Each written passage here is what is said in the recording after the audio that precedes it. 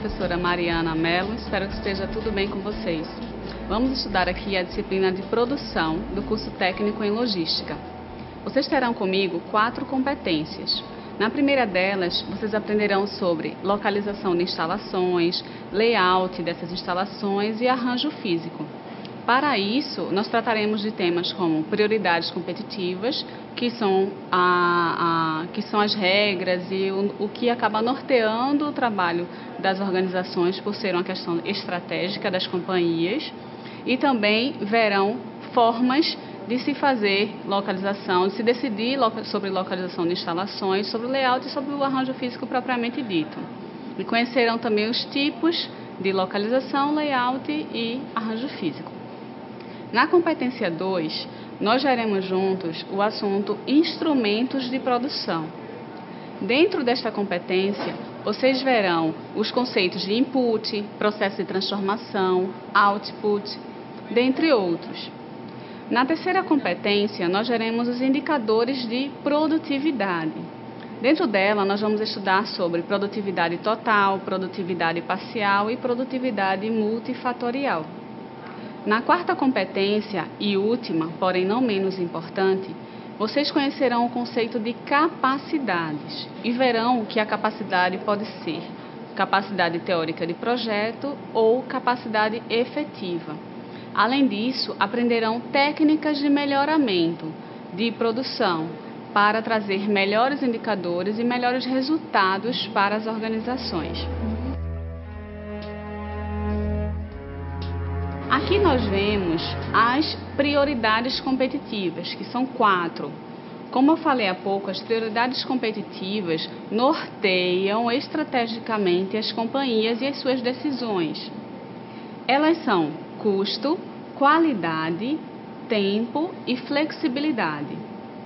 A prioridade competitiva custo, como o próprio nome já diz, está relacionada aos valores que a empresa gasta para atender o cliente e para ter todos os materiais necessários para que esse atendimento aconteça. Vamos dar um exemplo de uso da prioridade competitiva custo por uma empresa. Digamos que esta empresa priorize o custo nas suas ações e digamos que ela quer colocar uma instalação em determinado local e a prioridade competitiva principal para ela é custo. Se essa empresa deseja gastar pouco com frete de insumos, e isso é uma prioridade para ela, é necessário então que ela se localize próximo aos fornecedores de insumos. Sendo assim, o fator proximidade dos fornecedores se torna um fator com bastante peso para as decisões de localização dessa companhia. A segunda prioridade competitiva que temos aqui é a qualidade. A qualidade faz relação com a especificação do produto que é prometida ao cliente. A terceira é o tempo.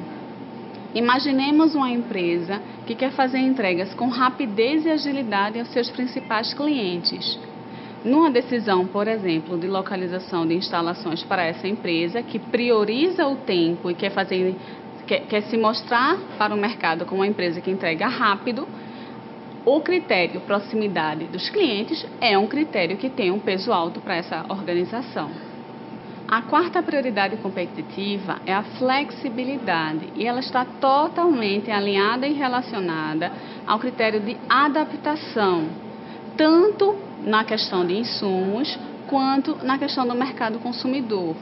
Se há, por exemplo, uma escassez de determinado insumo, escassez de determinada matéria-prima no mercado e a empresa consegue reverter esse quadro, desenvolver novos fornecedores e se adaptar rapidamente a essa nova situação, diz-se que essa empresa é uma empresa flexível. Da mesma forma, se o mercado consumidor rapidamente tem um aumento na demanda e essa empresa também consegue rapidamente se adaptar a esse novo mercado e ter um tempo de resposta rápido para atender esses clientes, diz-se que ela é uma empresa flexível também.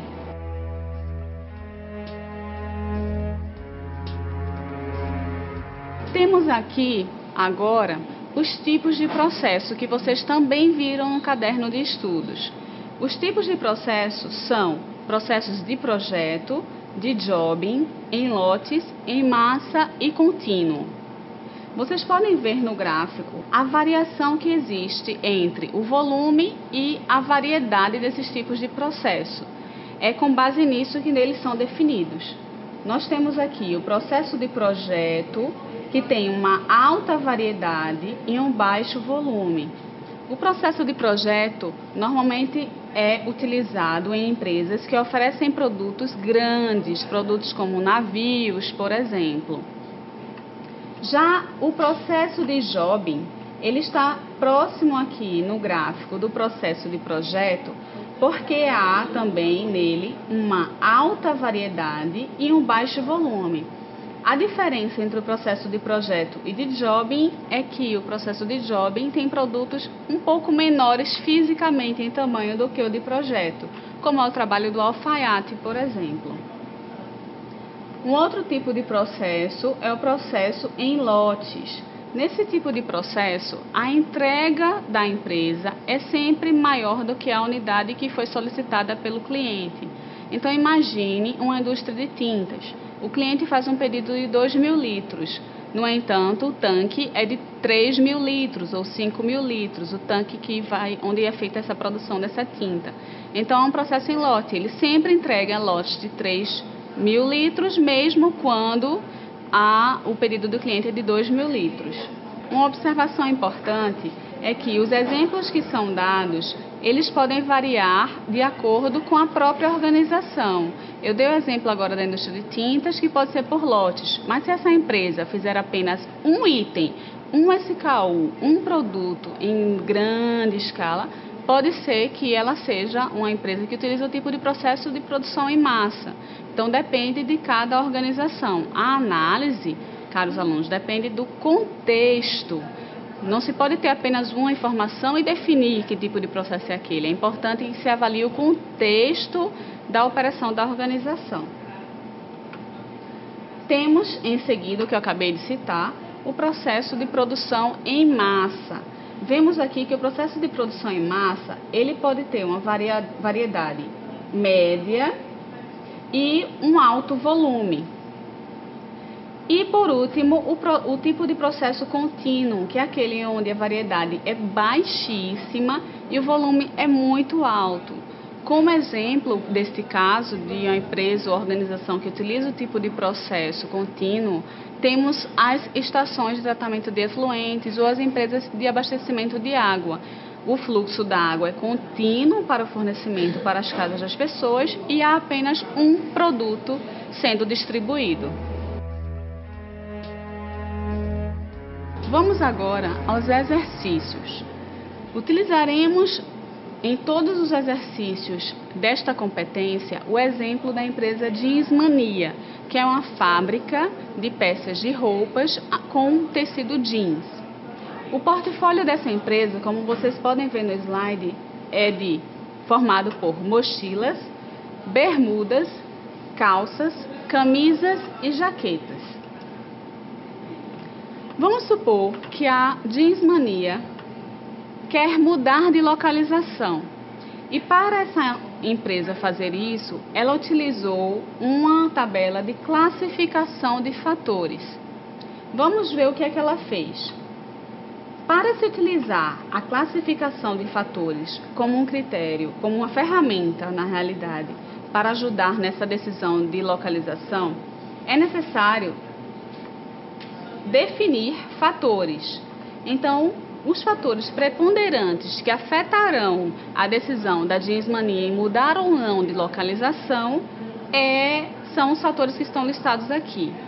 Vamos pensar que a Jeans Mania está localizada na localização 1, aqui, e ela talvez mude para a localização 2, a depender do resultado do que essa classificação de fatores vai indicar.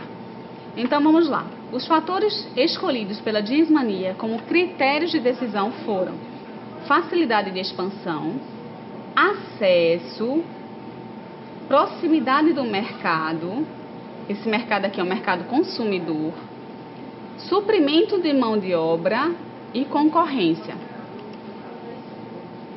O segundo passo na utilização da classificação de fatores para decidir a localização de uma instalação é definir um peso para cada um desses fatores. A soma do peso desses fatores, isso é importante, tem que ser 100. Então, nós temos aqui o peso 10 para o fator facilidade de expansão, 20 para o fator acesso, 30 para a proximidade do mercado, 10 suprimento de mão de obra e 30 concorrência. A pontuação que foi dada à localização 1 é uma pontuação de 1 a 5, na qual 1 é a menor pontuação, ou seja, ruim, e 5 é excelente. Então, nós temos aqui pontuação 5 para o primeiro fator, 4 para o segundo e assim por diante. Na localização 2, temos a pontuação que vocês veem aqui. Depois de se pontuar conforme cada um dos fatores, é feita uma multiplicação entre o peso dos fatores e a pontuação que foi dada. Sendo assim, chega-se a uma pontuação ponderada para cada uma das localizações. Vocês veem aqui que o peso 10 vezes 5, que foi a pontuação da localização 1, o resultado foi 50. Para a pontuação 2, o resultado foi 20. E assim por diante. No final, aquela localização que tiver a maior pontuação, ela é definida como a localização que deve ser escolhida pela organização. Agora, vamos para um segundo exercício, também de localização de instalações, que utiliza os conceitos de custo fixo e custo variável. Digamos que a localização A seja uma localização que apresenta um custo fixo de R$70 mil e um custo variável de R$1.000. Isso significa que a cada unidade que for feita, aumenta-se esse custo variável de R$1.000. Se 2 unidades forem feitas, o custo variável logo vai ser de R$2.000, enquanto o custo fixo se mantém. Para a localização B, o custo fixo é um pouco menor e o variável maior. As localizações C e D têm custos fixos de R$20 mil e a D R$50 mil, respectivamente. Enquanto os custos variáveis da localização C são R$8 mil e da D R$4 mil. Vamos simular que esta empresa deseja vender 2 unidades do seu produto. Vemos aqui no gráfico que essa empresa tem um custo fixo de R$70 mil se considerar a localização A. Se considerar a localização D, o custo será de R$50 mil, a B de 34 e a C de 20 mil. Eu disse há pouco que o custo variável deve ser multiplicado pela demanda, pela unidade que quer ser produzida, que a empresa quer produzir. Então, nós temos que para a localização A, o custo total é de R$70 mil do custo fixo, mais R$2 mil do custo variável para esta localização, vendendo 2 unidades. Para a localização D, tem-se um custo total de R$58 mil. Para a localização B, um custo de R$44 mil. E para a localização C, um custo de R$36 mil, sendo ela a escolhida nesta decisão de localização com base nos custos fixos e variáveis da operação. Agora vamos tratar de layout. Temos também um terceiro exercício. Neste terceiro exercício, nós vamos ver uma das técnicas de como fazer uma decisão, de como tomar uma decisão de layout das instalações. Nós temos aqui um desenho no slide de uma empresa, digamos que seja a Jeans Mania, já que é a empresa que estamos utilizando como exemplo. Aqui nós temos a plataforma onde são carregados os veículos que são utilizados na distribuição dos produtos da Jeans Mania. Aqui nós temos os locais de armazenagem e aqui um corredor de movimentação das empilhadeiras. Nós precisaremos decidir dentre os setores, os 5 setores da empresa, mochilas, bermudas, calças, camisas e jaquetas, em qual localização cada um deles vai ficar dentro da área de armazenagem. aqui. Então, precisaremos definir mochila, vai ficar aqui, ou nesta terceira casa, ou nesta terceira aqui. Vamos ver como é feito esse cálculo. Digamos que as viagens de e para a plataforma acontecem nessa frequência aqui da segunda coluna. Então, no setor de mochilas, há 170 viagens dentre ir à plataforma até o setor de mochilas ou voltar dela. A área necessária para o setor de mochilas, conforme a demanda deste item, é de 2 casinhas, ou seja, 2 áreas daquelas, 2 retângulos daqueles indicadores de armazenagem.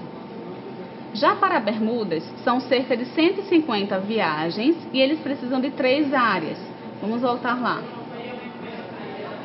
A parte de mochilas precisa de 2 áreas e a de bermudas de 3 áreas. A razão entre o número de viagens e a área necessária é a divisão de 160 por 2. Logo, temos 80 como resultado desta conta para as mochilas. Para o setor de bermudas, a conta é 150 por 3, logo a razão é 50. A classificação na área que vai ser utilizada para a definição do layout é feito do maior número, que aqui é 120, para o menor número. Então, nós temos aqui a razão 120 de camisas, logo, o setor de camisas tem que ser o mais próximo da plataforma, assim como o setor de calças, e assim por diante. Podem notar que o número cai ao longo da localização.